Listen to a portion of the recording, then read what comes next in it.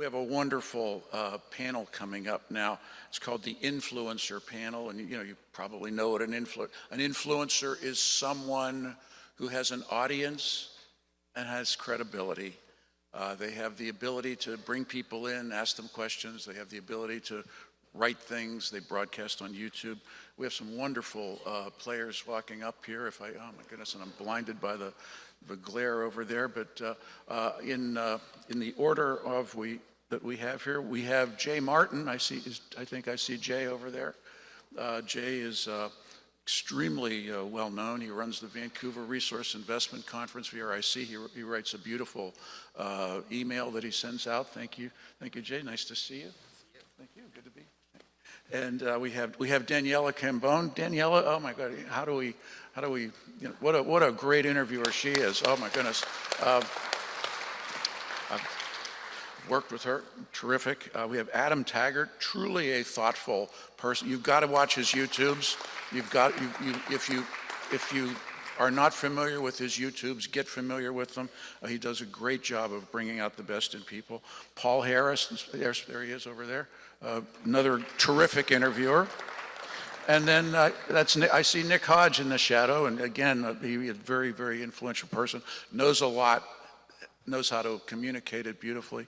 And then we have this Rick Rule fellow is going to come back up and ask these people questions. So thank you for your attention. Rick, again, the floor is yours, but our guests are here to serve your needs and the needs of our audience. Thank you.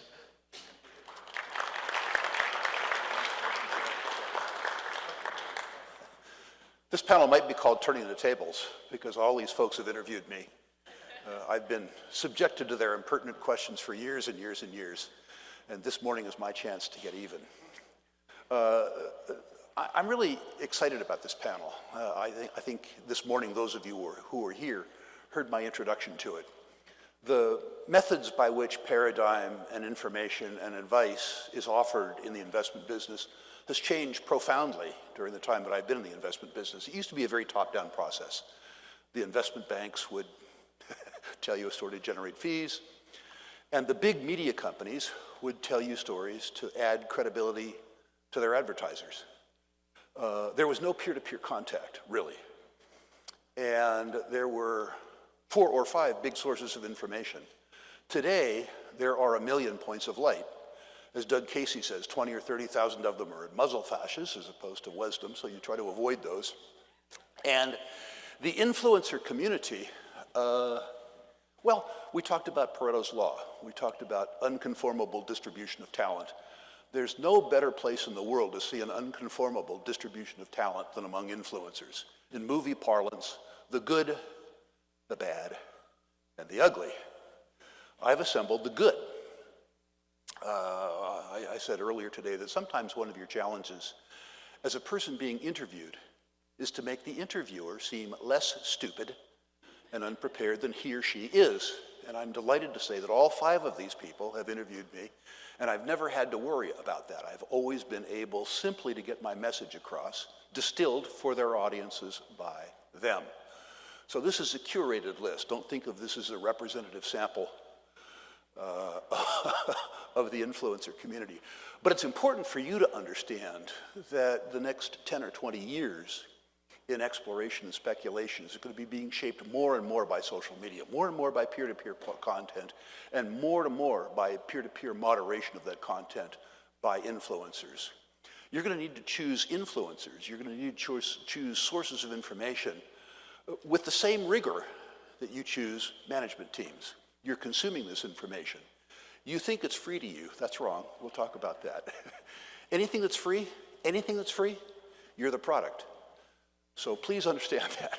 Please, please, please understand that.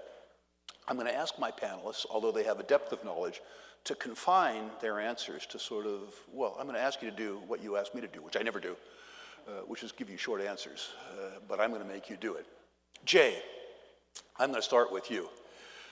In addition to the fact that you have a large social media channel, you also run the second best natural resources conference on the planet.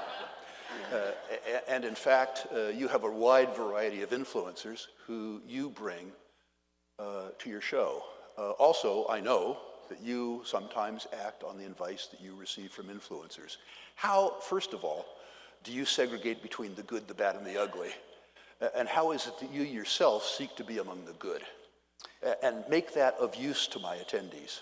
From the investor standpoint or the commentator standpoint? Well, right now, from your standpoint, how do you, I mean, you would not be served well to have, in common parlance, a slime ball addressing your audience in Vancouver or coming on your show.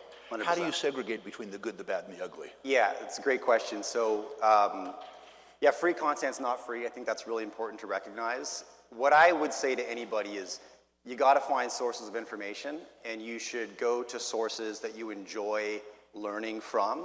Read the newsletter if you enjoy that author's communication style. Listen to the podcast if you enjoy their communication style, because that's the only way you're going to go back week after week and let that intelligence compound. But you need to understand the commentators' why. You should really be able to ask yourself, why are they doing this? And if you can answer that question, and sometimes there's a lot of personalities that come from the belly of the beast, so to speak, on the resume, and sometimes it's true, often it's not. If a professional was, so prolific on Wall Street, you have to ask the question, why are you now selling me information independently? I got really clear on my why really early in this business because I got 2 pieces of information, of advice, back in 2014 when I was trying to figure out how to build a career in this industry.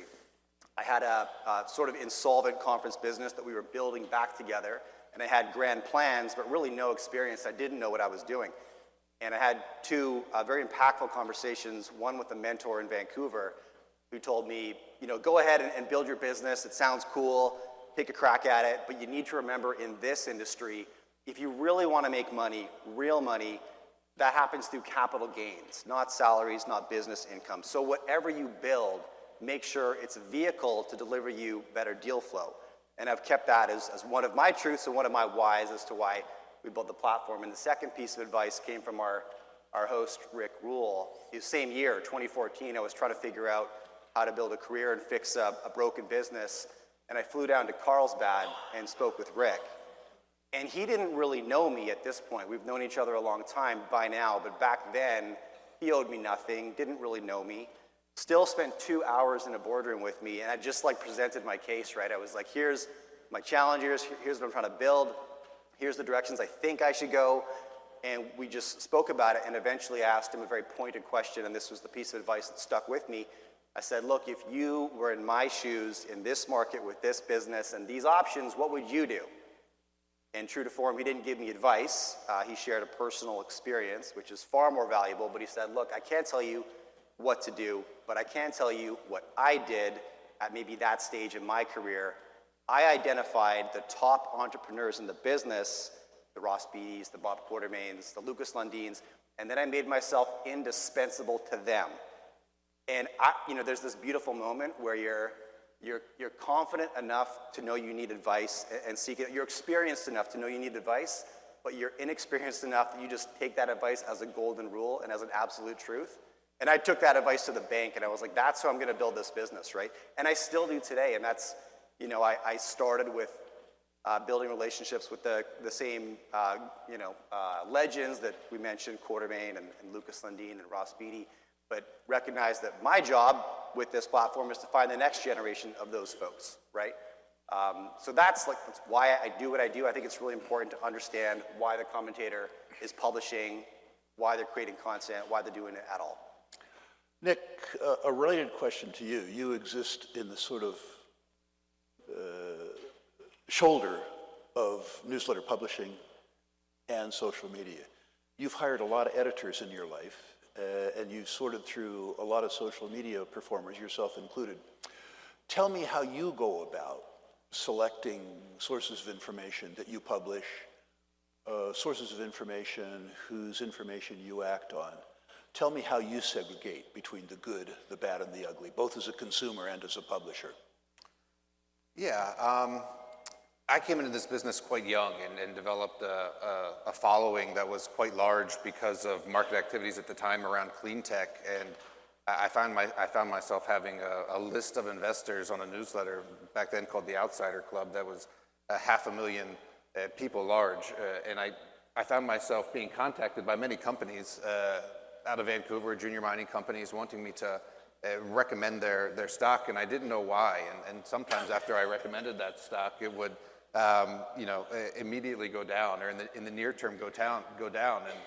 And after seeking some mentors, I became educated to the fact that I was their source of liquidity, right? And so it was very important for me to seek out mentors and have mentors that taught me about the structure of companies, the quote-unquote lifestyle companies in Vancouver. And so that was a foundational part of my career. When I'm looking at information that I take in, track record is hugely important to me. So I've developed a network that allows me to vet information that I see, to vet properties that have been recycled or the names have been changed. And so that's how I sort of approach this business.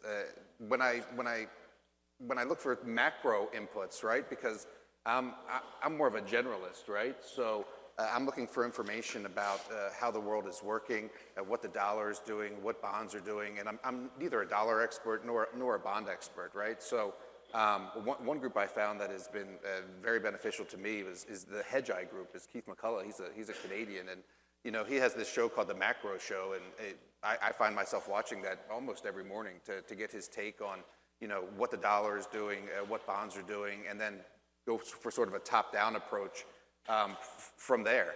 I was also blessed to get to know some early influencers in this business. I feel like influencers now is a relatively new term, but we've had influencers in this business for quite a long time. I was fortunate to get to know Mr. James Dines, who some of you may have subscribed to. And if we're talking about influencers, I mean, this gentleman was the first social media star before there was social media, right? With the way he dressed, the way he carried himself, and certainly he was influential to people given what happened to stocks after he recommended them. So by standing on the shoulders of giants like that is how I sort of learned this business. And I tell people all the time, like, people don't understand what I do, I don't think, even my parents, right, as a newsletter writer. Like, how do you actually and make your money? And the best answer I can give is that I've turned myself into a bullshit detector, essentially. And so by using that network, by using the folks that I've made contact with in the past and have kept as mentors, and by studying the track records of folks like Keith McCullough at Hedge Eye that I mentioned, is sort of how I approach this business. Paul, you've also existed on the cusp between social media and formal broadcasting. You've worked for the Mining Journal for many years, the most august publication, frankly, in the mining business. You share with Daniela the sort of Kitco alumnus, and you work for many folks now, myself included. And I know that the reason that you're working with me is because you're intensely curious. You consume and produce a lot of content. How do you go about selecting the content that you absorb that goes into your work?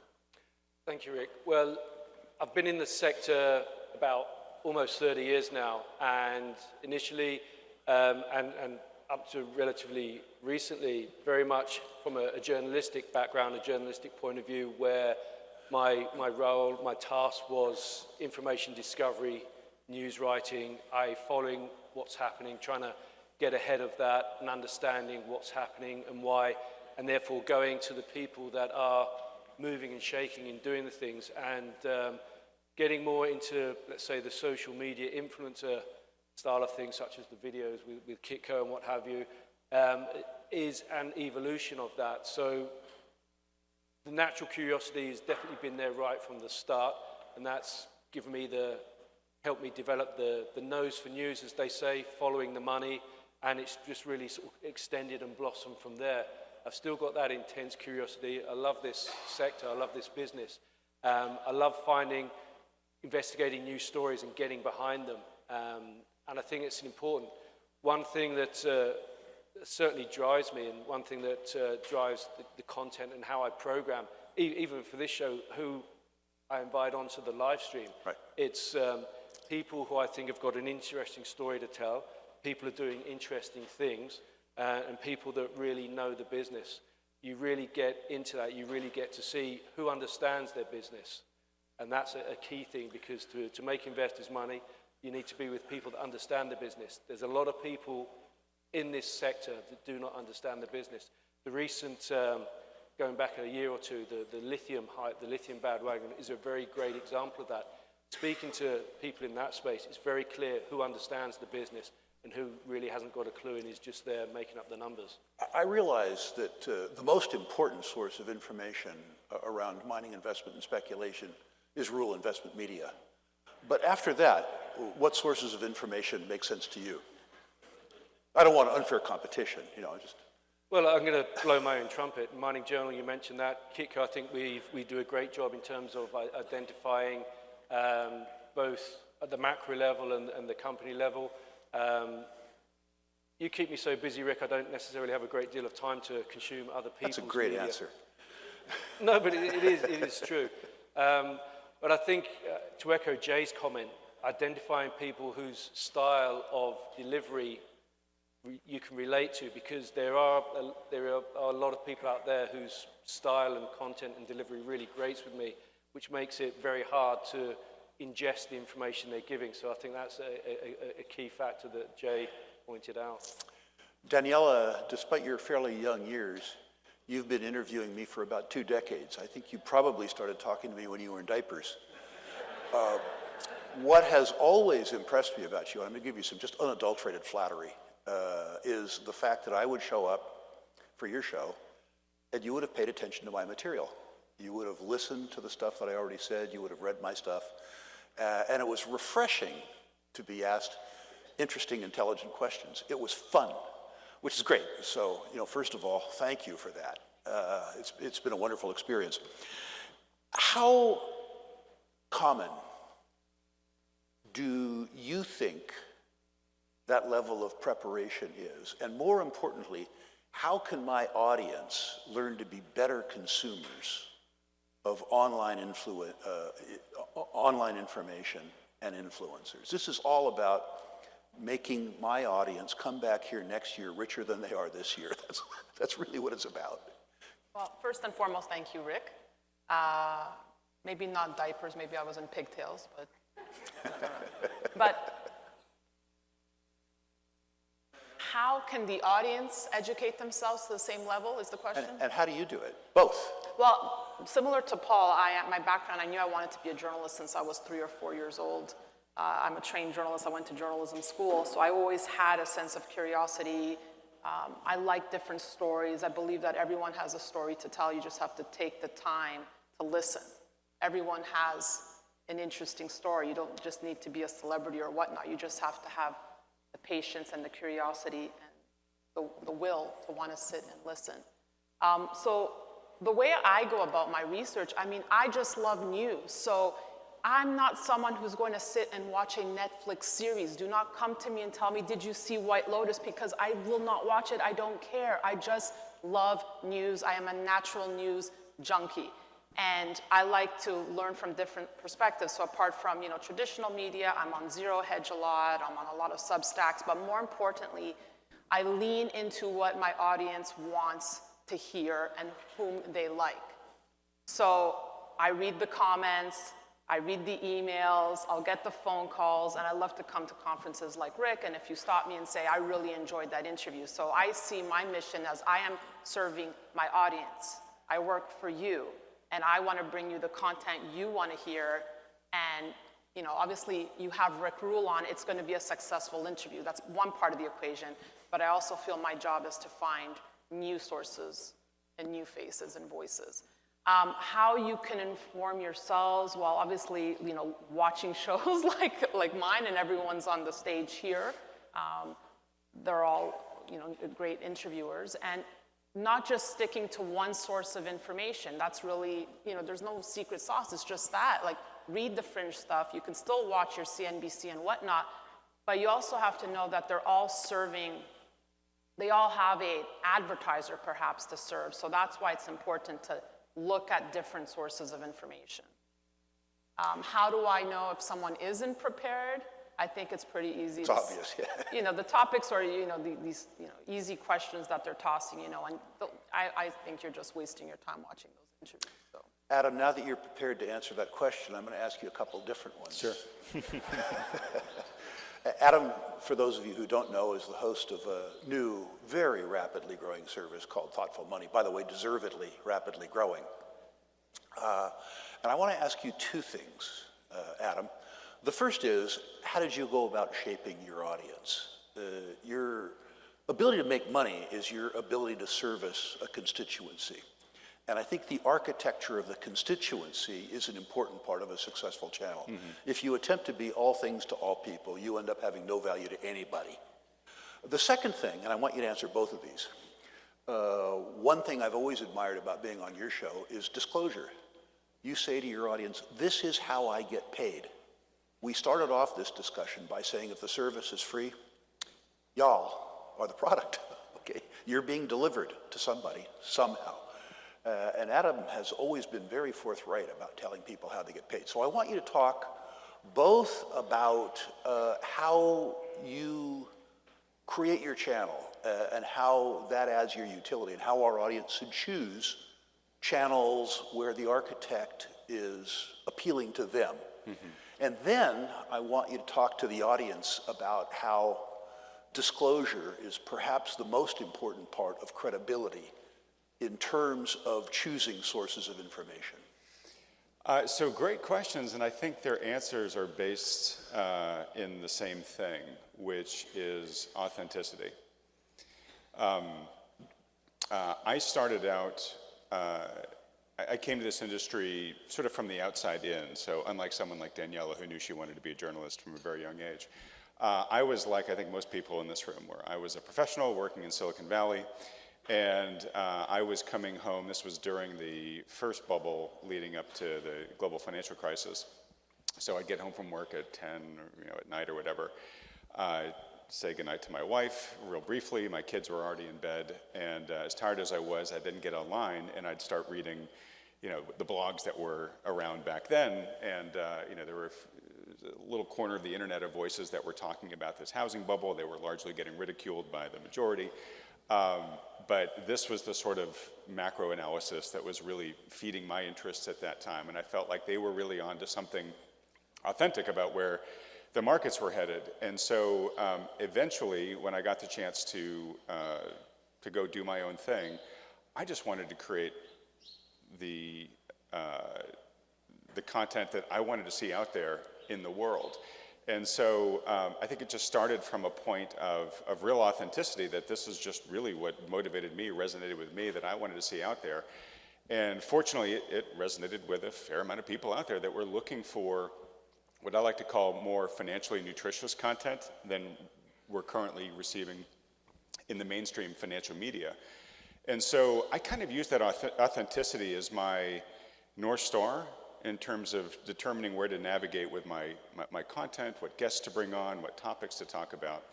And once you start doing that, to Daniela's point, it's really all about continuing to understand your audience. So I understand myself, but as more and more people come to the platform, it's really important to listen to what they value, what they want to see more of, who they want to hear from. And so if you're doing your job correctly, as Daniela says, at the end of the day, we work for you. You listen to your audience, you hear where it authentically wants to go, and that's where you kind of guide all your decisions from there. Now, from a monetization standpoint, you're right. I mean, we would all do this for free if we could, but we all, need to feed our families and aspire to have success. At the end of the day, our key currency is trust. Right? Why listen to us? Well, hopefully it's because you believe we're going to try to create the most valuable conversations for you with the smartest minds that are out there that are going to have the most utility to you in terms of applying them to your investing process. So we have to be very good about doing that, and we have, in my opinion, we have to be very, very upfront about how we're structuring the business model so that you know what biases we may have at any one given time. My personal bias is that I never want to ask for anything from the audience without giving them something of value, hopefully of even greater value, in exchange for what I'm asking for. And so I make my money I don't know exactly how all you make your money, but a lot of people in this space make their money off of advertising. It's actually the smallest revenue stream of mine. But every one of those other areas and where I make money, I make it extraordinarily clear, okay, now we're getting from the free content part to where the potential monetization comes in, but here's why I think this has value for you. So for example, one of the main reasons, or main way I make build my revenue is by referring people to like-minded financial advisors. There's a lot of people, probably a lot of folks in this room, who are DIY people who are watching our content to get smarter, make better decisions. And that is a fantastic exchange. And if I never make a dime off of you, that is totally fine with me if I'm helping make you a better investor. That's a huge part of my mission. But there's a lot of people that are coming online to self-educate who are kind of reluctant DIYers. You know, they don't trust their broker, maybe they fired their broker, but really their zone of excellence is in what they do on a daily basis, their job, raising their families, whatever. They don't necessarily want to be the ones that are there playing the role of financial quarterback with their wealth. In fact, they might feel that they don't really have the right expertise or even the right interest or the bandwidth in their day to do it, but they just feel like they have to right now. So if I'm able to connect that person with, you know, one of the smaller, you know, it's a subset of the industry, but one of the you know, more independent-minded firms that understand what it's like to be the folks in this audience with the concerns they have, the aspirations they have, who can help them with their portfolio allocation decisions and take that load off of them, I'm doing a real value for them. And you know, there's a clear value exchange. If that works for them, fantastic. If it doesn't, no worries at all. But again, that's sort of my, you know, my philosophy, which is if I can do something for you that has value for you, great, then maybe I may make something off of that. But if I don't, there's no worries. I'm going to suggest to the audience that what you just said is the most important part of the value proposition of social media and influencers. My belief personally is that the good part of the social media business was invented by Bill Bonner when he started the Daily Reckoning. The Daily Reckoning, for those of you who don't know, was an email-based publication published by Agora beginning 20 years ago, where Bill Bonner every day turned out 6,500 really great words. He gave away paradigm, he gave away technique, he gave away all this. It was valuable. His form of advertising wasn't a banner saying, buy me. It was, I'm going to give you something. I'm going to give you a piece of my life. I'm going to give you a distilled piece of my knowledge. I'm going to give it to you for free. By doing that, I'm going to build your trust, and I'm going to sell you a lot of branded conclusions, a lot of newsletters. And my suspicion is that for you, finding the Bill Bonners in the social media world, people who are willing to give you something of value for free, so that you are introduced to them in a way that they can then monetize, is the way that you select between the good, the bad, and the ugly of social media. People say to me at 72 with your own social media channel, why on earth do you subject yourself to all these interviews? 3 reasons. If I like the interviewer, like these folks, it's not a bad way to spend half an hour. It forces me to codify my thoughts, it forces me to prepare. It gives me something to do the evening before as opposed to drinking. Good thing.